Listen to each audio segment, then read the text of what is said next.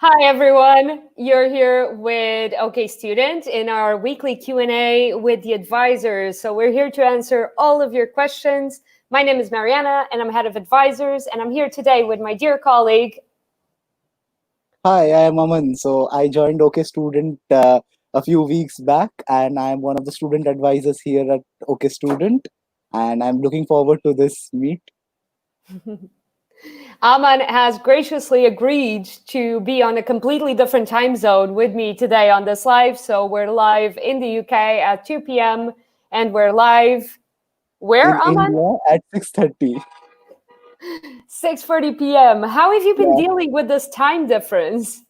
Oh, trust me, Mariana, you guys have been super helpful. So first of all, thank you for that. So because you have been adjusting to my time zone, so it has been kind of been tough for you. But yeah, the time zones difference has not been much because people have given us time. Even when the university was taking their online classes, we were given time to complete our tasks within 24 hours, and we didn't have to attend live classes, so that was kind of an advantage for us. Yeah, that's really good. It's like, do you feel that your university adapted well to you guys having to go back home because of COVID and everything? Yep, I do feel that the university adapted really well, and we were working as a team, so even that was a good thing. But the only thing is that I still feel that the live classes don't work as well as the ones that we have in the university. So means that's the only thing. That's a personal opinion. Some people felt it was better than to attend classes on an online level because their grades just went up. But for me, it wasn't the case. So I feel like attending classes in the university was a much better option for me. Exactly. I feel like some people have also said that they felt better at home, like doing the classes, because they had less anxiety, or they were facing less stress from like going on public transports and all of that. Oh, that's Um, definitely a big advantage. Trust me, like getting up in for the classes at 9 a.m. was a little bit hectic for me as well. But then once you have these 24 hours to complete it, so I'm more of a night person, so I tend to work at night, and that's how I used to complete my tasks for the day. So you have this liberty of completing your tasks at your own time. So that's definitely an advantage. That's really good. Guys, don't forget, comment any questions you may have below so we can answer all of them on this live with me and Aman here today. We're going to be talking about an international student experience. I'm going to be asking Aman about all of the things since he came to the UK, how he's finding his job with OK Student. So stick with us and comment any questions you have below. And as many of you don't know, even Mariana has been a student in the UK. So I know this because I have been working with her. So even Mariana can pitch in with the solutions for your doubts. So definitely go ahead and ping those questions. Hi, Hi. Ramesh. Thank you for joining us today. If you have any questions, do comment below and we'll try to answer all of them. Aman, so please let's go right to it. Like, what made you decide come to the UK and study? Uh, so UK was Hi, a Simran. very big decision. So, hi, Simran. Yeah. So Simran has been one of the students that is coming in September 2020, and I have been in touch with them. So yeah. So UK was a quite a big decision for me, to be honest, because I had to decide on quite a few things, the finances and then the education, and I felt UK was the best option for me because UK gives you a quality education, and now especially with the 2 year PSW, I feel that is one of the most lucrative things for anybody Exactly. who's coming to UK. Hi Sahir. So I feel hi Hi, Aman. Aman. So yeah, so you see that's the means UK has been very lucrative for students prior because of the PSW thing. I feel PSW is one of the primary reasons because if I since I got an internship, so even I am on the 2 year PSW now technically. So now I'm waiting for it, and that's one of the things that attracted me. Plus a degree that has been recognized globally. So the moment you do a degree in the UK and you go back to your home country, people start recognizing you as like one of the top graduates of the country and all those kind of stuff. So that is one of the things that really attracts me. And moreover, as Indian students would know, half of us are attracted to Europe because of DDLJ. So that's an Indian film. I would advise you to see that, Mariana. Oh man, I And need to watch that. You really need to send me that link. okay, I'll do that. But you need to see DDLJ. Hi, Shubham. So all of them are kind of the people that I have been talking to. So it's nice to see you guys here. Oh, it's so nice. Thank you to everyone who's watching us today. We have a ton of questions here as well already. Uh, do we want to answer a few, maybe? Shall we? Yeah. Please go on. All right. So, Manoj, do you want to put... all right. So, Manoj is asking, how's the present situation in UK and what is the scope for business analytics? So, do you want to answer about the present situation, Aman? Yep, definitely. So, hi Manoj. Yeah, the present situation in the UK has been improving and cities have been reopening slowly. So now people are all the jobs are starting as well. So like the part-time job that I was doing, that had stopped for a while, but it has been resuming. It'll be resuming from the 30th of July. So that's a good thing, and that is how the it's opening up slowly. So it's a good thing for us, and everything's going back to the normal because people are knowing that this is there to stay. So that's the best thing. So people are adjusting to it. Now if you ask me about the second question, what is the scope for business analytics? It's very tough to answer a question about a particular field that has been there, but honestly I'll tell you that I know people who have been doing business analytics because we were on the same semester, we were doing the management bit on the same bits, and they have managed to find analytics jobs in London. Some have been able to find jobs in India as well. So altogether I would say the situation looks pretty good, but it's kind of the hard work that you'll have to put in. So if you put in enough hard work, I'm sure you'll be able to get some place good. Exactly. And I was just going to say the universities themselves can help you if you're looking for a job in that area, because they all have employability teams. They all have really good support for graduates. They all have placements. And it's what Aman was saying about the PSW. Aman, do you want to explain a bit about PSW while we're here? Okay, so the PSW bit is something like once you complete your degree in the UK, you can actually you do. First of all, let's go back. So what is the PSW? Why is the PSW important? So if you want to work in the UK as an Indian, the thing is that you will have to means first of all do something like how do I say? You'll have to appear for a labor market test if you are from a non-European country.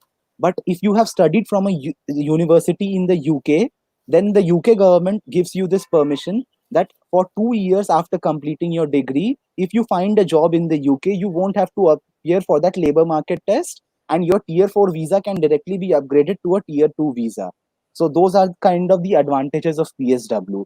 People have a misconception about this, like they can just stay there and not do anything. But I would advise you not to think of all those stuff.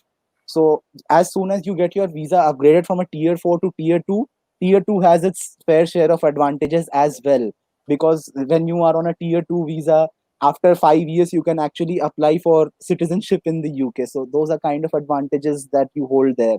So definitely go for that. Yeah, that's a great answer. Honestly, you're really knowledgeable about all of this, and honestly, I'm like shook here. So, shall we take the next question?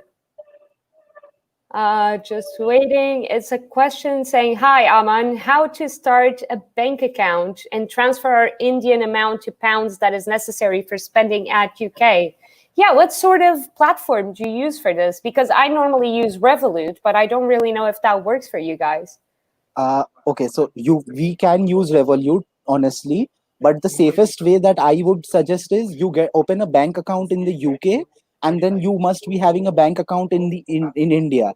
So the safest way is to go up to means you just call up your relationship manager in India. So and you tell them that you need to get your funds transferred from India to UK, and the bank does it for you. So I have an advantage here because I was working for HSBC in India. So that's HSBC is there in India and the UK, both places. So I have my Indian bank account in HSBC India and the UK bank account in HSBC UK. So And not what's trying to the promote transfer? HSBC, but That You still definitely gain has an advantage. commission. You still have commission, and you're not telling us. Oh, no, no, no, definitely not. But yeah, so it's not like if you have the same bank, in the same bank account the transfer is easy or something. The transfer usually takes 3 to 5 days, and that's the safest way, I feel, going about the bank. So because you have a proof about everything that you do, and it's everything's documented, so that's the best way, I would suggest. Exactly. And there's fund security as well, and there's funds insurance as well. So if you lose anything or if something happens, you can always return to your bank and they'll give you back the money. And most of the times when you take an education loan, many banks don't even give you the permission to transfer money to your Indian bank accounts, so they will directly transfer the bank money to your UK bank account. In that case, you'll have to open a UK bank account. Also, you would need Exactly. a UK bank account for your part time jobs that you do, so it's best to open a bank account. To open a bank account, the only thing that you have to do is you'll have to go up to the university, and they'll give you a letter saying that you are a student at the university, and you are eligible to open a bank account, and you can open the bank account just like that. It will hardly take an hour, honestly. You'll have to go to the bank and fix an appointment. Exactly, exactly. It's quite easy in that sense. And to be fair, it's because that letter serves as a proof of address, right? That's the thing, is Right. you need a proof of address. So that letter is always the way you get a proof of address, is through this letter that just says that you're studying at that university. Beyond that, I would say that like the best banks for students in the UK currently is things like NatWest, that have international student accounts, that you don't need anything else apart from your proof of address and your passport to open the account. Lloyd's, HSBC also does that. Lloyd's and HSBC also do international student accounts without just with the proof of address and a passport. And it's really, really easy. And to be fair, I'm not entirely sure if you can't And open them most online. of them have a since most of you are going to NTU, so most of the branches that Mariana said have a branch in the city center. So all of them are around city center, so you can opt for any of these banks, to be honest. Exactly. And if you have any questions when you do come into NTU or when you do come to your university in general, they normally will have an international orientation week where you have several banks in the university that you can talk to, or you can always go to the financial services at your university and ask them for advice as well.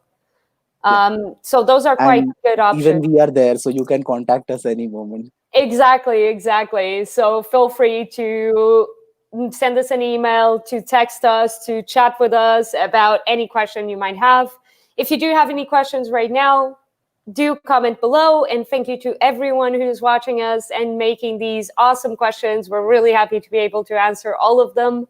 I wanted to say as well, if you're still thinking about applying to the UK, and if you're still kind of deciding, you don't know which university to go to, or you need help in general, if you're stuck on a visa or anything, just fill in the form at okstudent.co.uk/form, and we'll give you a student advisor that can help you with all questions that you may have regarding studying in the UK.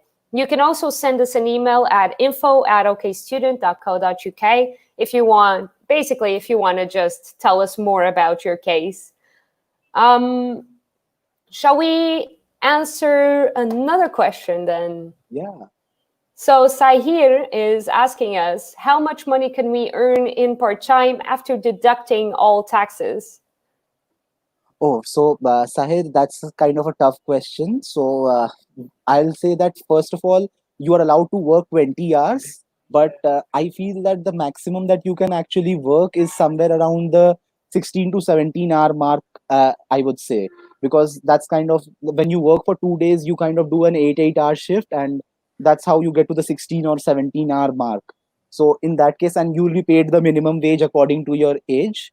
So that's how you are paid, and the deductions that are made of taxes are done at a later stage, so you don't have to worry about that. So initially you will be getting all the money that you are earning, but once you cross the tax bracket that is there, money is deducted automatically. So all the money goes into your UK bank account automatically, and it is deducted to something called the I'm sorry, I forgot what number is it. The, NI number. The NI, oh, it is yeah. it is linked to your National NI number. insurance, yeah. So the NI number is kind of like a PAN, what we have in India as a PAN number. So it's very similar to that one. So your bank account is linked to your NI number, and that's how they track your taxes. Exactly. Exactly. So it's national insurance. Basically, to get a national insurance number, you normally get it from your visa, right, Aman? So you get, No, or do you will you have have to to go actually through the apply for an process? NI number if you are a non-European. So there's a you can go into the UK government website, and there's a number that you have to call, and then you can get your NI number. That's it. Exactly. I was So wondering if the process was different for internationals, because Europe yeah, also has to do that process where you call the number, they book an appointment with you, all right. of that. That's the exact same thing that we have to do. So it's Yeah. exactly the same. To be fair, it was the closest I was to a visa interview. I was like, oh my God, what do these people want? Why do I have to reply to all of these questions? So here, I wanted to add as well, if you earn under, I think it's 11K a year or Yeah. 12K a year, you just don't pay taxes at all. So if you work part-time, normally you won't pay taxes in the end. If you do, your employer needs to give you something called a P60 at the end of the year, which is basically your tax form. And they will be and that tax form will be the thing that says how much tax you paid throughout that entire year. You'll have a tax code associated to you, which is normally the tax code corresponding to people who don't earn above this limit. But if it goes up, you can see it immediately on your P60, and you can see it on your payment slips as well, where it says how much you got paid. It also says exactly how much tax you paid. And honestly, Sahir, I don't think so. If by doing part time we can cross it, because the financial year ends on 31st March. So we are going there in September. So we hardly have a 6 month time that we have to earn above 12,000 pounds. So that's like a lot of money. And frankly, I believe none of us cross that limit to pay taxes. So you shouldn't Exactly. worry about taxes a lot. Exactly. You should also check out the limits on, or better, the minimum wages depending on age in the UK, because here it's depending on age. So if you're under, I think it's under 25, you are paid minimum wage 8.20. And if you're over 8.20 pounds an hour, and if you're over 25 years old, you're paid 8.72 pounds an hour. So it does depend on your employer as well, but depending on your age, your salary will depend. Awesome. Sahir, thank you so much for your question. I hope we answered it correctly and well enough. And thank you to everyone again who's watching us. We're having a great time answering all of these questions. So let's go Yep. on to the next one. Hi guys, I hope you're doing good. I just got a doubt about PSW. What are the requirements to get the PSW? So Okay, if you go want to ahead, take this, Aman. Go ahead. Mariana, Go go. ahead. You're Okay. you're my PSW expert, and I'm not letting you go. Okay, you So can the answer it. PSW is basically Anurag is basically about the thing that once you come to the UK, and the only criteria is you'll have to apply to a university and start in September 2020. So that's the only criteria, to be honest, and you'll have to complete your degree and you are eligible for the PSW. So completing your degree basically means just passing all the degrees, all the modules that you have. So if you can pass all the modules, you're good to go. There's no other criteria. Awesome. That's basically it. I couldn't have answered it any better. So in relation to that, thank you, Anurag, for your question. And in relation to this one, we have another question here from Ramesh saying, "What after if after the 2 years of the PSW, will most companies continue so that they can apply for PR?" So I wonder if this is regarding applying to a different job after the PSW expires. Oh, no, I think so. They said they're trying to say that if they are working at a company for 2 years, so once the PSW expires, will the companies keep them, or will they just tell them to go back to India? So uh, honestly, Ramesh, that would depend on the company, because and the amount of work that you do. So no company wants to lose a valuable employee. So if they feel that they employing you is very important to them, and you are worth the money that they are paying you, So I'm sure they won't throw you out and tell you to go back to India. But if things can want to go wrong, or means they have to go wrong, they can go in between the 2 years. So that's not something you should be worried about right now. Your primary focus, according to me, should only be to first of all get into the UK, and then start looking for a nice job that that you actually want to do. So that's the only suggestion that I have. That's perfect. That's a perfect answer. It's like we can't know what's going to happen after 2 years of PSW. You might get a job, or the company might keep you, or they might not. But independently of that, it is a step-by-step process. We can't really see what's going to happen. So if you have any questions, or if you're still on the process of applying, do send us a message on info@okstudent.co.uk, or fill in the form at okstudent.co.uk/form, so that we can help you and figure out how you're going to get to the UK to get your PSW. Or if you have more doubts and kind of what feel it's means after the show, you can always ping me, and then maybe we'll add Mariana to the group that we have, and then we can actually clear all the doubts that you have. Fantastic. That sounds great. That sounds really good. Exactly. And now we have here Aman's email as well. So if you want to directly talk to Aman as well through email, you can at a.ja@okstudent.co.uk. Yep. So we have another question here about becoming a student ambassador at NTU and how to get the Accelerator Award. Ooh. Oh, that's kind of a tough. So, okay, so now that's something interesting. So, I was a course representative at NTU. I might have told you, Kritika, before this, because I remember talking to you. So, which is why I think so. This question came up. So, the student ambassador thing is, see, you'll have to maintain a good relation with people. That's the only criteria. So now that you're talking about the student ambassadors, and if people don't know, so a student ambassador is kind of like when we are in India. So we are how in India we have a head boy or a head girl. It's just different that instead of like in India, it's for so many people. In UK, it's for a small group of people. So it's kind of like you are the representative of a small group of people, 30 people or something of that sort. And that's how. So the basic thing is you'll have to maintain a good relation with people. Now there are multiple levels of being a student ambassador, to be honest. First of all, you're a course rep, and then you can actually go up to being the vice president of postgraduate programs, and then the president of the whole university as well, if you can actually manage to convince so many people. So it's kind of a step by step process, and you'll have to completely keep talking to people, making relations, and making them trust you. So it's not something that you do in a day or something. You will have to talk to people, make relations, be there for them. So most people, they what do they do is they just talk to people and then leave. But that's not where it ends. So if they need some help, you'll have to be there for them, and that's when the trust actually begins to develop.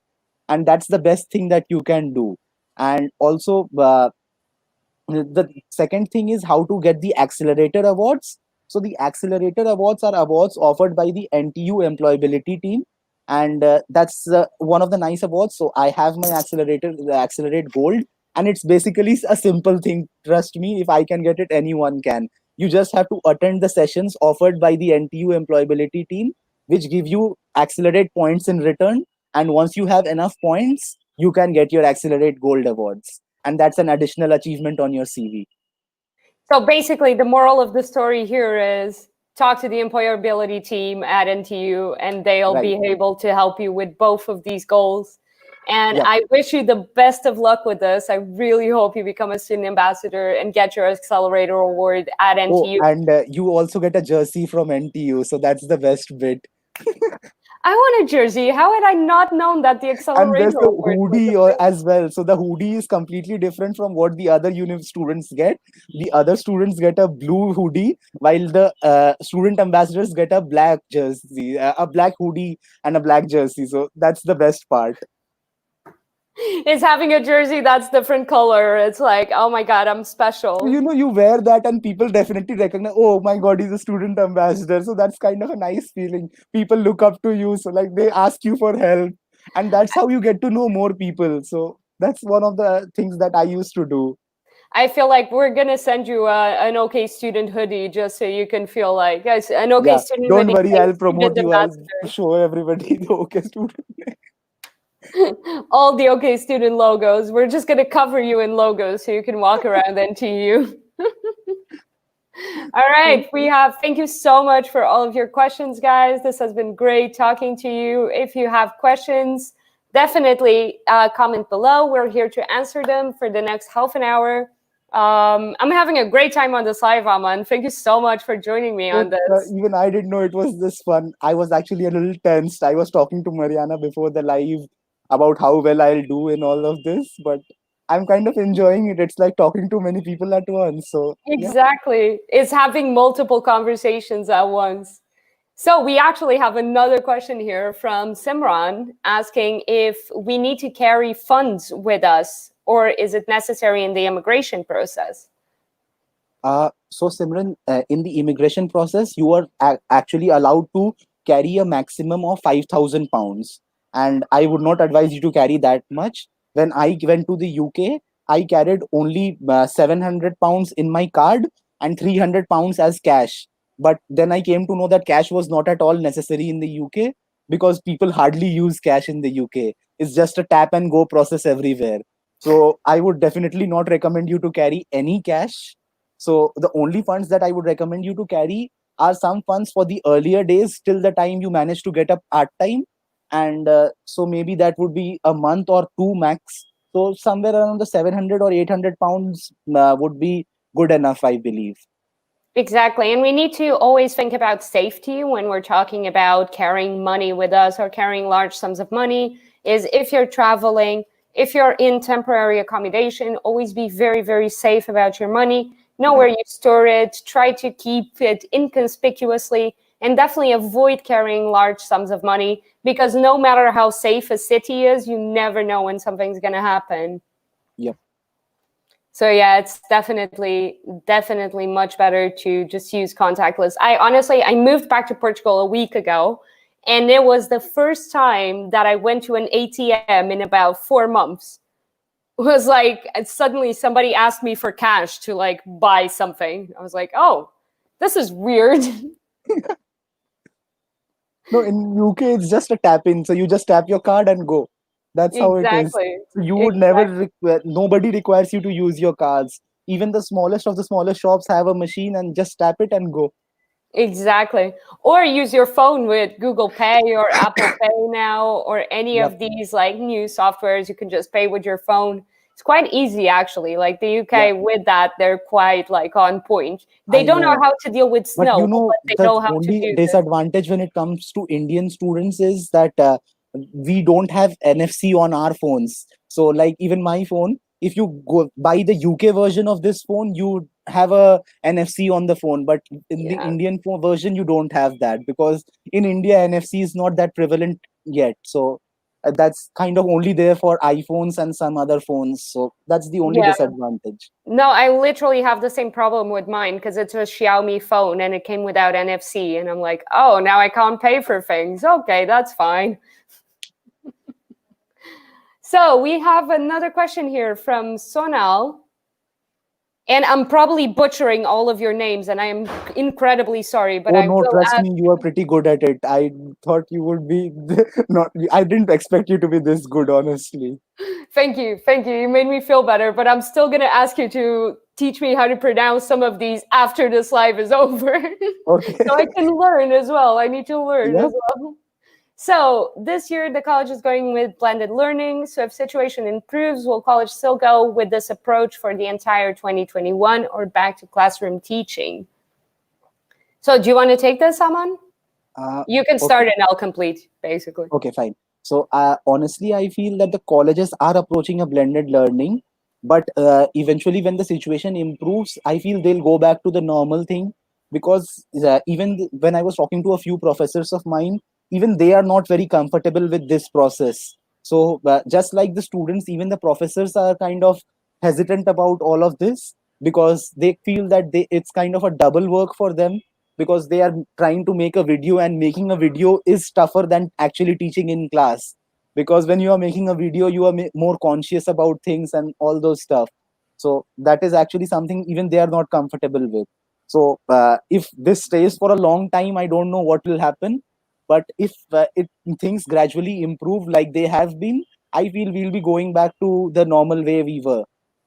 Exactly, exactly. And most universities are going to open campuses for practical courses from September or October onwards.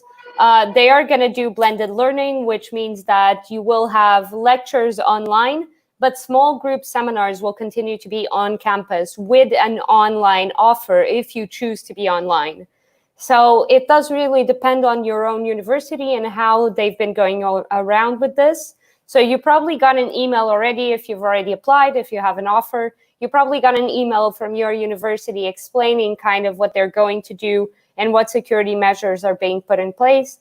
I know that we just received, for example, this that I have to forward it to you guys, actually, to the advisory team, so you can send it to the students, which is Derby University, for example, made a video explaining all of their COVID measures and how they were dealing with blended learning and all of this. I know that NTU has put out several statements that they have on their website as well. So definitely check the website for your university and see the latest updates, because most universities have really up-to-date and really good information on their websites for this. Thank you so much, Sonal, for your question. Thank you to everyone again for all of your comments. Don't forget, if you have more questions, you can always comment below. We're on our Q&A with OK Student. I'm Mariana, and I'm here with Aman, my dear colleague, one of my newest colleagues on the team. It's been amazing to have you here. Thank you, Mariana. If you're still looking to apply for the UK this year, do sign up on our form on okstudent.co.uk/form, or send us an email via info@okstudent.co.uk, and we'll assign you an advisor just like Aman here, who will be able to help you with all of your questions in your entire process of coming into the UK. Awesome. So we have another question here. Someone asking if PSW is applicable for the January 21 intake.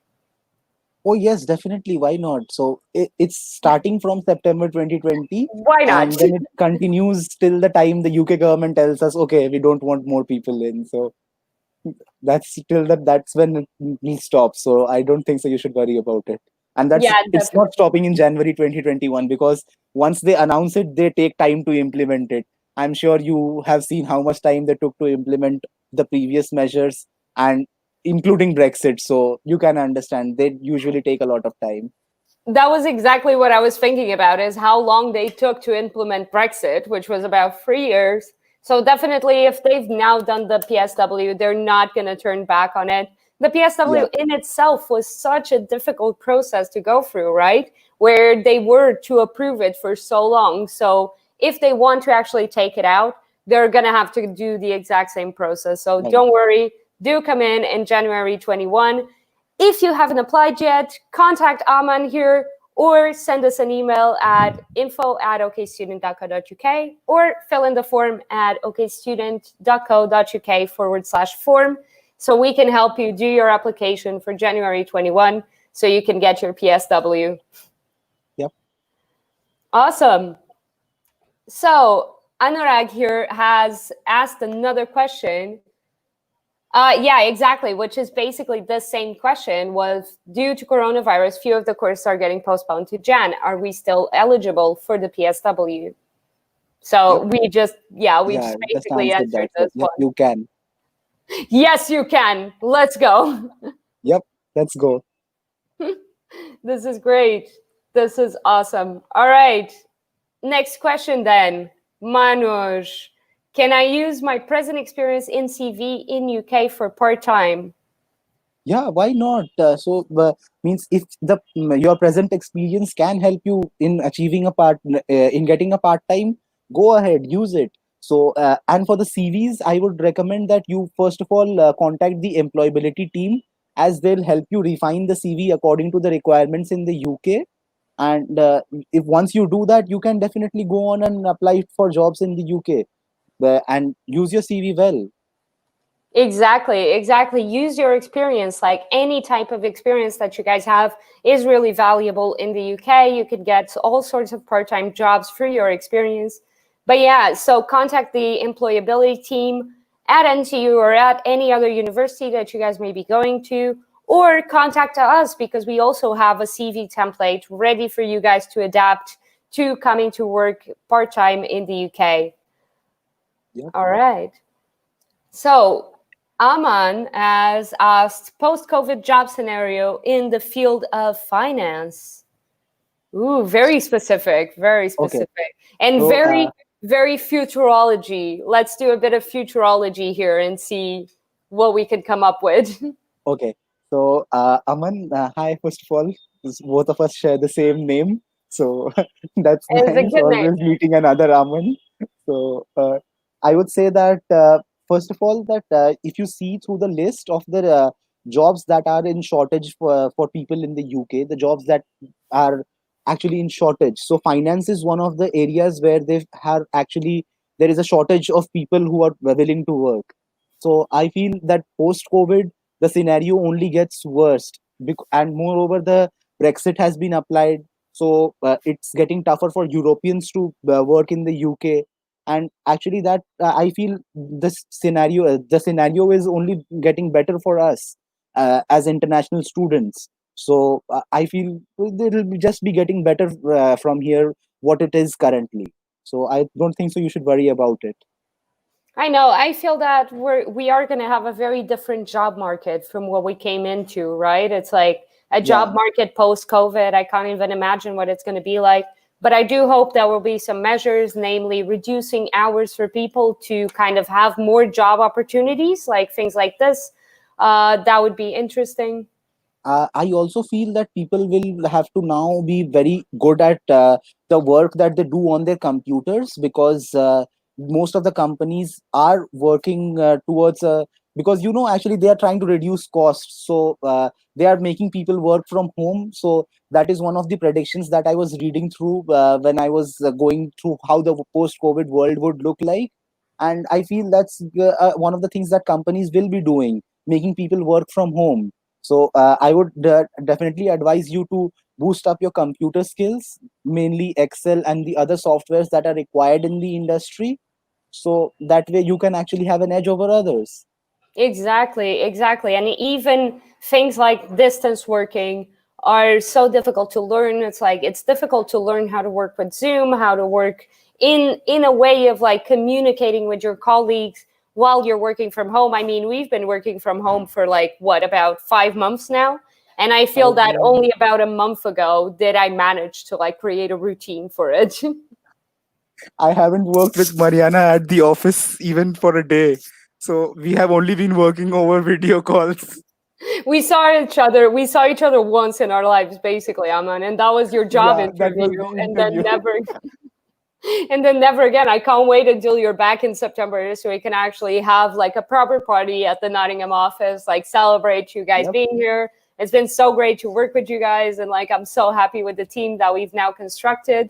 So definitely, guys, if you're still looking to apply this year, contact us for our form, contact us for email, contact Aman directly, because we have this amazing team of advisors ready to help you in applying to the UK. Also, those of you don't know, our office is situated right opposite NTU's city campus building.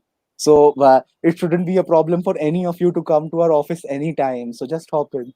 Exactly. As soon as we open back the office, you're all very much invited to come over to the office and come and meet us personally. That would be great.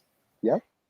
So we have another question here from Mohit saying that their CAS letter mentions the start date to be the 25th of September and 9th of October as the latest start date.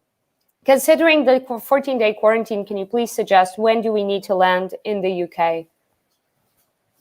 So if you have a 14-day quarantine, I would suggest normally a 17 to 18 day before the start date of your course.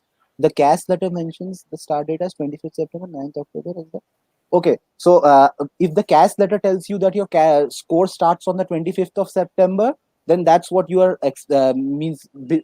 expected to believe. because that is when the university will be starting it. So 9th October is the date, means if you cannot come in by that time, so that is kind of a date which is you can come in by the 9th of October, even if you are delayed, and they'll consider you into the first module. So that is kind of what the latest start date means. But I would definitely not recommend you to miss any of the classes in the beginning, because they actually help you shape up and get to know people better.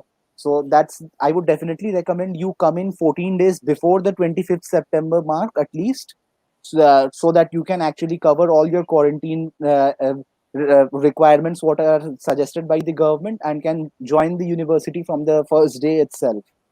Exactly, exactly. I was also going to say it really depends on your university, because there are some universities that are allowing students to stay later and emitting second CAS letters for later on if the students can't really make it. So do send us a message at info@okstudent.co.uk so we can understand more about your situation and figure out if you actually need to abide by those dates, or if you have some leeway there to come in at a later date, at a later start date. That's also a hypothesis there. And then when you quarantine in the UK as well, you can stay in university accommodation with most universities, because they're doing provisions for quarantined students.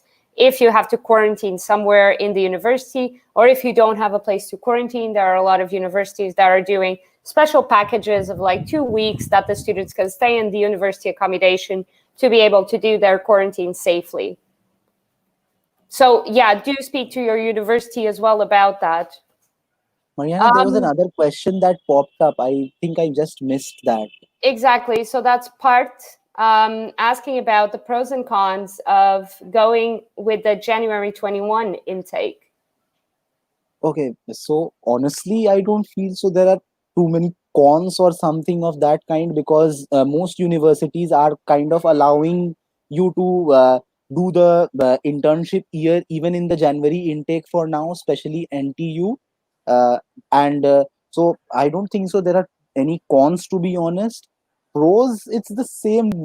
So because the only con I would say is that you don't feel many students don't come to the UK in January usually, but this year it's an exception because people are deferring to the January intake. So I feel that the January 21 intake will be a larger community than the September 2020 intake. Oh, So on a completely. general year, that's a disadvantage because people have already come in and settled in the UK. They have already had a group of friends, and they are not very willing to include new people into those groups.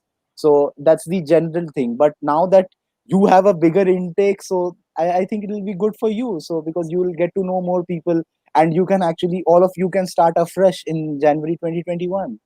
Exactly, exactly. I really feel as well regarding to weather, if you come in January, you're going to get hit by the worst weather ever, and then it can Oh only yeah, get better. It can only get better, you know? From September, if you come in September, it's just going to get worse because you need to do the entire winter here. I know. So yeah, that's one of the disadvantages, I would say. Not disadvantages exactly, actually disadvantage, because you are actually coming from India. So it's kind of tough to, because in India we are not used to that kind of a winter, and then you come into the UK all of a sudden and it's cold. So I can't even explain how cold it is. This literally connects to our next question, where Parth, thank you so much for your question. We have another one asking, what will the climate be like at Nottingham? So this was exactly what I was trying to say, is impossible to describe. Yeah. So the temperatures actually go down to -2, -3 sometimes.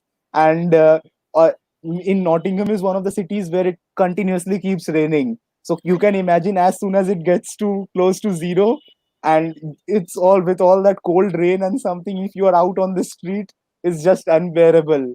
So that's I when it gets really, really tough. I really, really advise you to get good boots. Good shoes are necessary, and a good jacket. I have a fantastic winter jacket that I bought in the UK, or actually I bought it in Germany, but I used it in the UK for so long because it's a big snow jacket, a ski jacket. That's what you need. We're not even exaggerating. That's what you need, No, especially if you come from warm countries. Means actually, I would suggest that you come to the UK and get one of those super dry jackets. It's super dry is there in Nottingham, so just get one of those jackets. I know that can be a little costly, but that's what you need. So because you need to survive the winter out there, You and can get a I would super dry jacket from Asa's for cheaper I because they didn't know do that. the outlet. You gotta go on the outlet sales, man. You gotta go on the sales, Okay, Aman. definitely. I'm taking some recommendations regarding that after the call. Oh man, I swear to God, like when I moved to the UK, because I did my undergraduate in Cambridge for 3 years, so I lived there, and I remember it crystal clear. Like one morning, I walked out of my house with like these mountain shoes that I have, hiking shoes, which are totally not appropriate to walk around in snow, and I did not know that. And I walk out of my house, and I slipped so hard that I fell on my back immediately, and I was like, "It's 9 a.m. What the hell am I doing here? Why did I just slip on snow?" So I just went inside, put my Converse shoes on, and came back outside, ready to go to work. So even Converse All Stars sneakers are better than hiking boots to walk around in snow, guys. No, this year it didn't snow in Nottingham much. It only snowed for 2 days, so it wasn't that thing. But it's always raining in Nottingham. You'll feel that way. So one moment everything's fine, and the second moment it's raining. So that's how the winter is in Nottingham throughout the year. Exactly, exactly. And like I feel, to be honest, if it snows in Nottingham, the temperature actually rises a bit because I feel Yeah. like it breaks the cold a bit, doesn't it? Yep. And I also, it's like the cold in the UK is really specific. It's a really dry type of cold. You just feel it kind of seeping into your skin and like, ugh. I'm sorry, guys. I'm in Portugal. It's like 30 degrees here, and I can't imagine what it's like being in snow anymore. Oh my God. So, thank you so much for your question. We have Vishal asking, what are the steps I should follow to defer my intake to September 21? Vishal, I just want to answer this with a quick note saying, I really think you should contact us at okstudent.co.uk/form so we can better look at your case and see if you need to defer to September 21 or if you could just defer to January 21. 21. Yeah. So that would actually, I would recommend you to contact us. That's the best suggestion because it's an individual suggestion that will go up to you. We can't just say something random out here. Exactly. It's quite difficult to say how you can defer because we really need to look at your situation, make sure that that's the best possibility that you have, because maybe you can just start in January or you can start in September 21 with better conditions, something like that. So definitely, Vishal, send us an email at info@okstudent.co.uk or send Aman here an email at a.ja at okstudent.co.uk Yep, or, that's the one. yep, right there at the bottom, or contact us through our form as well at okstudent.co.uk/form, and we'll be able to help you so much more. Awesome. So, And you missed one more platform. You could contact us on the group so that we'll add Mariana there definitely. I know the group's full, but we'll be adding Mariana there soon. awesome. So I can answer all of your questions live. Yep. Uh, I have an issue here, but I need to. So we have another question from Shoban asking, hello, I'm coming January intake. How to find part-time jobs in Nottingham and where can I apply? So that's So quite an interesting question as well. yeah, I definitely feel.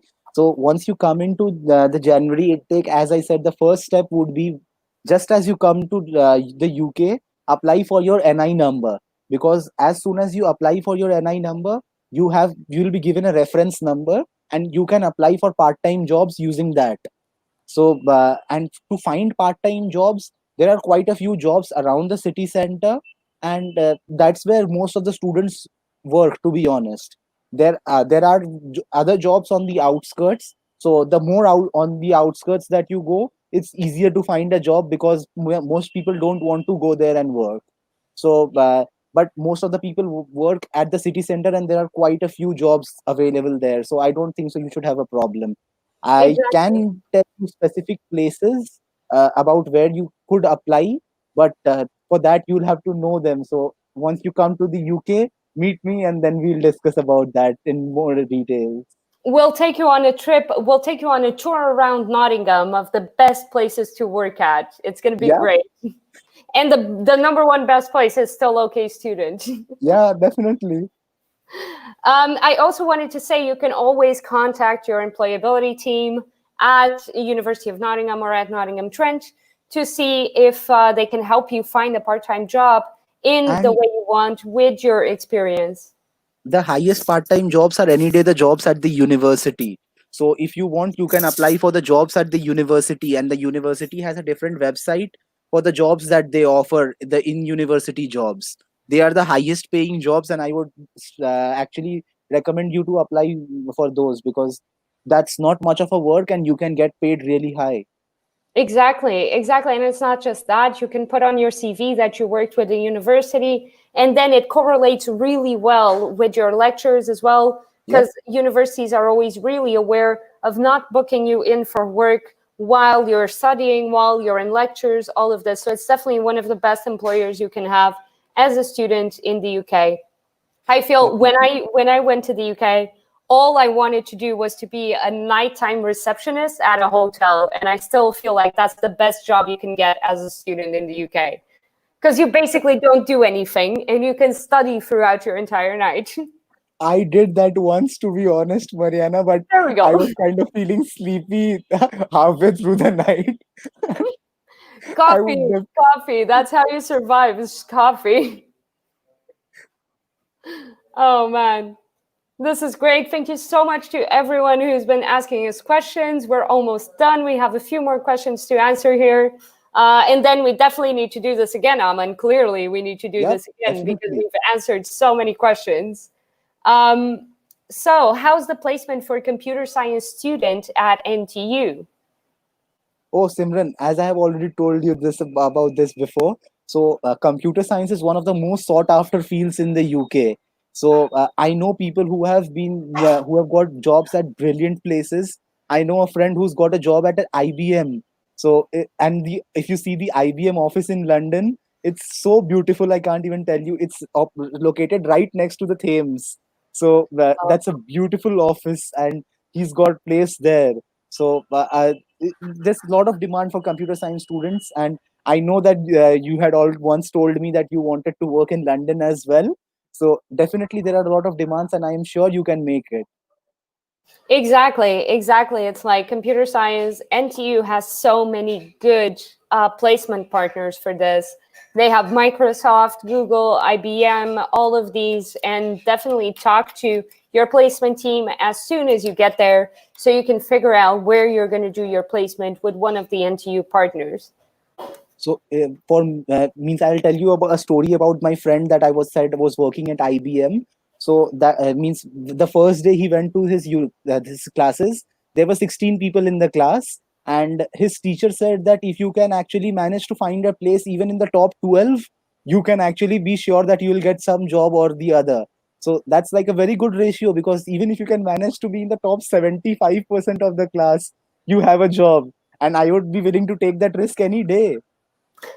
Exactly. I mean, it sounds like a really reasonable risk, right? It's low Yeah. risk. That's great. Thank you so much, Simran, for your question. We have one question here by Manoj. It's saying, is it suggestible to land with more luggage in the UK, or where can we purchase in UK with reasonable prices? And what should be the must-have luggage? So, what Okay. did you take when you came to the UK? So one of the mistakes that I made was I carried my pillow, I carried food, and I would definitely recommend you not to carry any of it, because there are shops in the UK where you can get your pillow, your duvet for a really cheap price, and I feel that I should have done that as well. Same for the food, because you can't, if you bring in food, you can't survive for a whole year based on the food that you have bought to the UK. So it's best not to bring it, because there are Indian shops in the UK which where you'll get everything that you get in India. So everything that you can imagine, from the basic biscuits that we have in India to any snacks that we have, everything's available here. So definitely don't carry those. The only thing that I would recommend you is to carry warm clothes, because once you come in, you can get the warm clothes out here in UK as well, but you need to be there for at least a week to understand the place better. So for that 1 week, I would recommend you to definitely be there, have some warm clothes with you. And the second thing that I would recommend is carry an umbrella. That's the thing, Yes, because the yes. moment you step in Nottingham, it starts raining. And if you don't, means even if you have to, the first thing that you buy in Nottingham, get an umbrella. So You know, that's it's the like only it's like recommendation. it's like Murphy's Law. It might look like it's not raining, but the second you step outside, it's gonna It start raining. rains. It rains. It rains every time. Like, to be So honest, Nottingham is quite a beautiful city, but I am annoyed with how much it rains. So don't carry much luggage. I would just tell you, carry your clothes, carry different types of clothes, because you'll have to do presentations at the university. So I would recommend carrying some formals and then some casual wears for the parties and the daily things.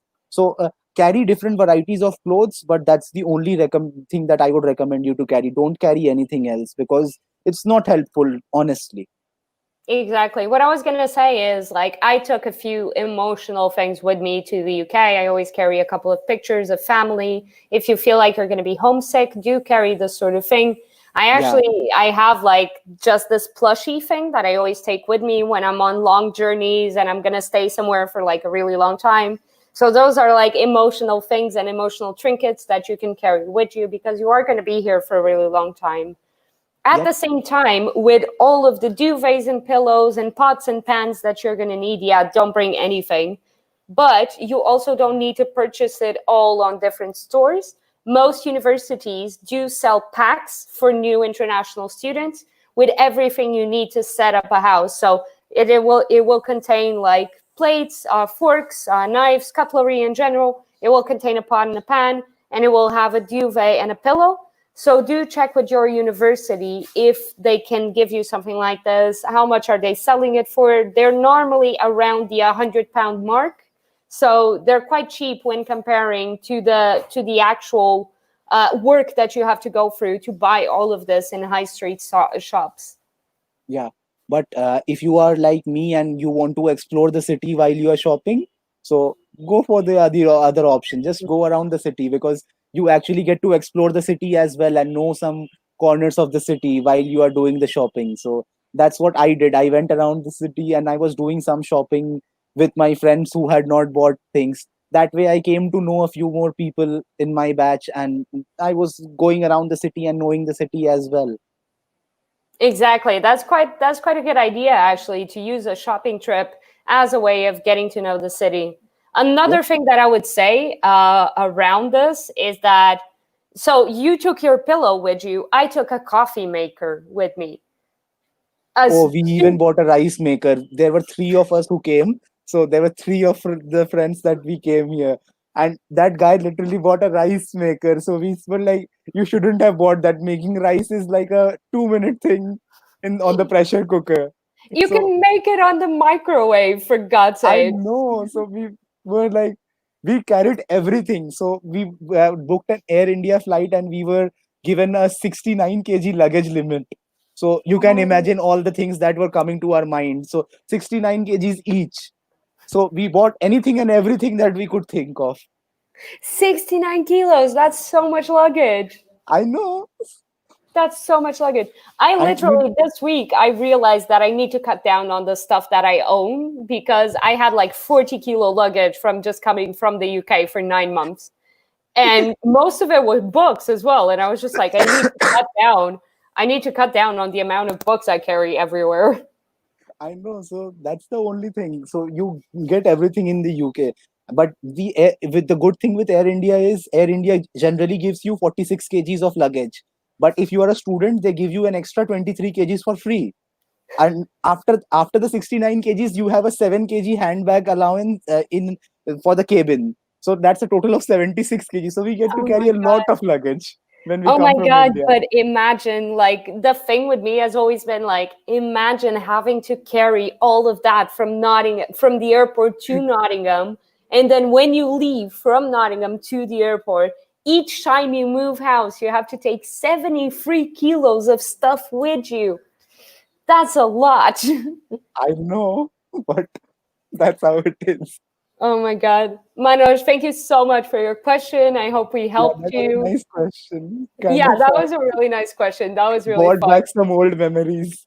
Exactly, exactly. So we have another question here about any tips to complete our course, as I'm completely blank about the UK education system, exam or assignment. How should I prepare for my exams and assignments? So Ooh. yeah, that's kind of okay. So those are two questions. First, means that in UK the exams are quite different from what we have in India. So in India we have a paper and pen based exam in most of the courses that we do, and then there's even if there's a practical, that only holds a small amount of significance. But when you come to the UK, you will feel the exams are very different. So in some places they'll tell you. That means you'll have to write an essay of around 4,000 words. So that's the only assignment that you have, and you have 4 weeks to write a 4,000 word essay. Sometimes they'll tell you that you need to make a poster, and that's the only thing that you have to do. Then there are times that they'll tell you you'll have to have an on a debate, and that's the only thing that you have to do. So you'll get times like this. So honestly, there's no particular method of preparation for these types of assignments. You actually have to grasp the knowledge that is being given to you in the classrooms and then apply it. So that's the only suggestion that I have. Another suggestion that I would means strongly suggest you to do now is know more about the Harvard referencing system, because in the UK people use the Harvard referencing system, and that is something we are not used to in India. So get to know about the Harvard referencing system more, get to know about how to write academic essays, and you should be good to go. It does depend, the Harvard referencing system thing. I just want to say something here where I never used Harvard referencing until I got to NTU, but only because I used Anglia referencing system. So it does depend. There are so many different referencing systems, so it does depend on the university where you are, but you can find all of that information on your course or module information. And also what I was going to say is, if you've applied already, definitely go through your modules, see what type of evaluation they have. Normally universities have module guides that you can go to, and they will tell you exactly what type of evaluation you're going to have, if it's an assignment, if it's an exam, how many words you have to write, what are the types of projects. And it also really depends on your course. So if you're in business management, for example, you're going to do a lot more oral presentations and all of this sort of thing. Then you are going to do assignments. So, but if you're in social sciences or if you're in humanities, all you'll do is assignments. All you'll do is write. So All that's right. good. Yeah. So thank you so much for your question. We have a few more here. So we have 4 more questions, and then I'm going to stop with the best one of all of them. But first, 3 fantastic questions. One asking, did we get good response in the course MSc Innovation Management and Entrepreneurship? So, as you know, that the MSc Innovation Management and Entrepreneurship is a very different kind of a course compared to any of the other courses, because that's that teaches the course teaches you about how to use your intelligence and creativity into setting up a business of your own. So it's kind of like, if you are asking about, I don't exactly understand what you mean by a good response out there. If you are asking about, does the university tell you that means does the university help you in establishing a startup? Then yes, there are job fairs in NTU which actually help you do a startup. So there are companies that come in and they'll tell you that how to start and everything. So yeah, there. The university definitely helps you in whatever course you are, and how to means go about it, and how you can actually excel and differentiate yourselves from other students in the UK who are doing similar courses. Exactly, exactly. NTU has such a good support for students who want to innovate and who want to create startups and who want to go on their own and pursue their dreams. So definitely do talk to your employability team or talk to anyone at NTU, basically your course leader, your module leaders, your course reps, because they'll know how to help you with any sort of dream you might have to start your own business. And yeah, So, best of luck. and best of luck, man. It's going to be great. You're going to love it. Thank you so much for your question as well. We have another question from Ramesh asking, what are the soft skills I should equip myself with so that I can get a part-time job quickly? So what in your case would you say, Aman, are the essential skills for someone looking for a job in the UK? Means when I was working in the UK as for my part-time jobs. Part-time jobs, actually people have a very high expectation about part-time jobs, but people that they know that when you are coming from India, you don't have a prior experience of doing part-time jobs for most of the students. So they actually don't expect much of you. That it's kind of like a first go. Means it's if you go early and apply, they'll ask you to come in and they'll just see the way you talk, and then they'll hire you and then they'll teach you the skills that are needed. Honestly, the only way is like have a very good sense of talking, a very warm and welcoming tone when you're talking to people, and that should do the trick in most of the cases. I managed to do 3 jobs in the 6 months that I was there in the UK. But that was the only trick that I used every time, and it was quite successful, because if you go and talk to people nicely, they feel that you can do the job that they want you to do, and it's easier for them to approach you and teach you the skills that are needed. Exactly, exactly. I would say exactly the same. I would add, though, there is things that you can do to improve these skills, these interview skills, because what you need is actually interview skills. So one of the Yep. things you can do is practice with your friends. When you're in the UK, if you want to test out your interview skills, just practice on your friends. Ask your friends to be an interviewer for you, and you can pretend to be an interviewee and you can pretend to be interviewing for some sort of job. So you can become more accustomed with using this sort of language and communication skills that Aman was referring to. It's also really important, obviously, to dress nicely for the kind of job that you want. So don't dress up in a suit, obviously, if you're going for a server job or a waitering service job in a restaurant, or if you're going for a retail job. But for example, if you are going for a retail job, do make sure that you know the brand. And if Yeah. you can, wear something from that brand, because they'll notice this sort of thing and they'll pay you more attention. Pay a lot of attention. I think this is the main thing, is pay attention to detail about yourself and about the company. Surprise them with your knowledge and surprise them with how like confident and communicative you are. And one of the other ways that I feel is a good way to go about is, if you have more British friends, so they have been working someplace or the other, and actually means, things like referencing help you in the UK as well. So they can actually get you to their manager, and that the only thing that you have to do is talk to them nicely, and you are good, because you have been referred by an employee who's been working there. So that's a good way to go about it. I actually had a friend who did his undergraduates from NTU, and he referred me to the job that he was doing. So that was a nice thing for me, because I could easily get into the job, and I joined in from that very day, the day he referred me. So it was a quick process. That's perfect. That's perfect. I actually got my first job in the UK like that as well, through a recommendation of a friend Yeah.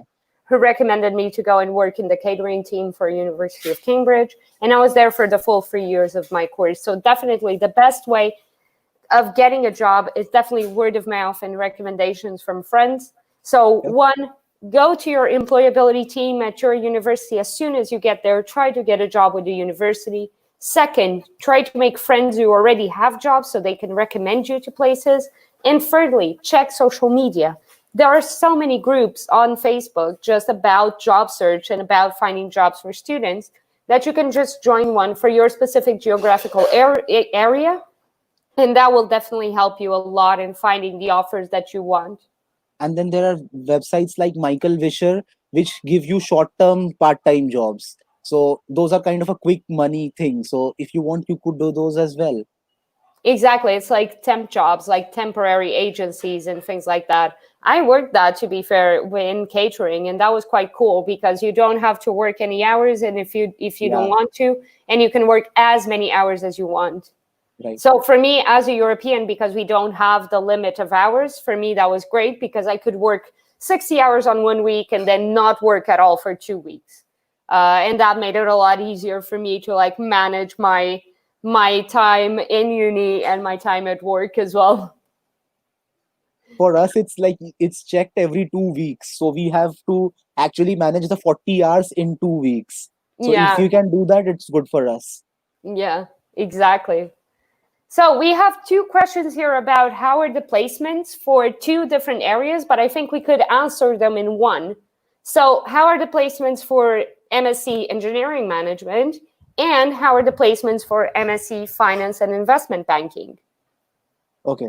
So, first of all, engineering management, because so engineering management is again a different kind of a field, because it's and if you see, the demands for engineering fields are more and the management fields are more. Engineering management is a comparatively newer kind of field that has been introduced. So, obviously, since it's a new field, so there are demands for it, and they'll only keep growing after a certain period of time. And MSc Finance and Investment Banking. So there isn't much to say about finance and investment banking. Investment banking people are the people who make a lot of money in a short time. So that's the thing. So investment banking, you needn't just say anything about investment banking. There's always demand in investment banking. So And there all are these are always great placements. fields. And so these are great fields, and I feel you guys are doing a great job.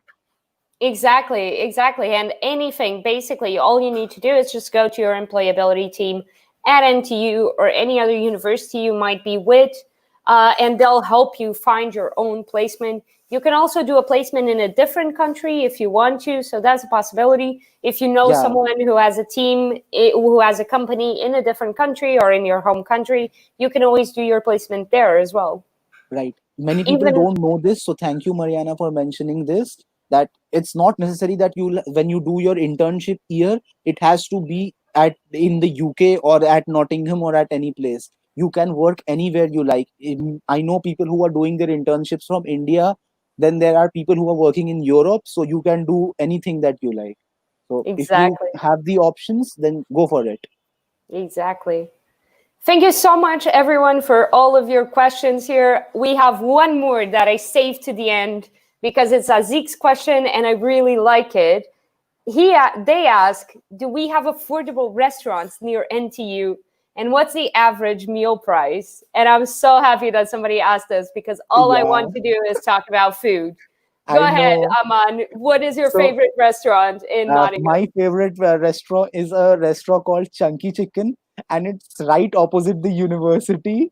And I feel that's the place where I can get a good quality of food and a good amount of food. Because clearly, looking at me, you can understand that I need a lot of food. So means the quality is good and the quantity is good and the prices I feel are reasonable. So it means if you How ask much me would for you pay there? so for an average meal, it's kind of like 4.5 to 5 pounds.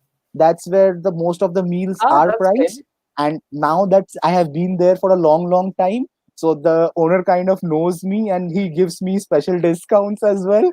So I use that as well. So because I have been a very regular customer, so I go there almost 2 to 3 times a week, because that is where when I am doing my classes and there's a 1 hour break in between the classes, so that's where I go. So I just go to Chunky's and he makes sure that he gives my orders as soon as I go in. I just tell him that I'm coming and he gets my order ready, and I get the food. That's it. So, Hazik, what you have to do here is just come to Nottingham, meet Aman, and ask him to take you to Chunky Chicken because apparently he has a deal with the manager. I So, know. can I just say, there's also a really good place near NTU. I don't know if you know it. It's like this little Ethiopian place that is beautiful, beautiful on Mansfield Road. Oh, and it's my favorite place there. It's Okay. called uh, I want to say a name, but I'm not entirely sure if this is it. It's Begalu or something like this. but it's on Mansfield I Road. haven't. Oh, I haven't need to been. take you there. It's so Okay. good. It's so good. I used to go No, there all the and time. I have other the place same. that I like is Heavenly Deserts. So there's this place called Heavenly Deserts in the Nottingham, and it lives up to its name. Trust me.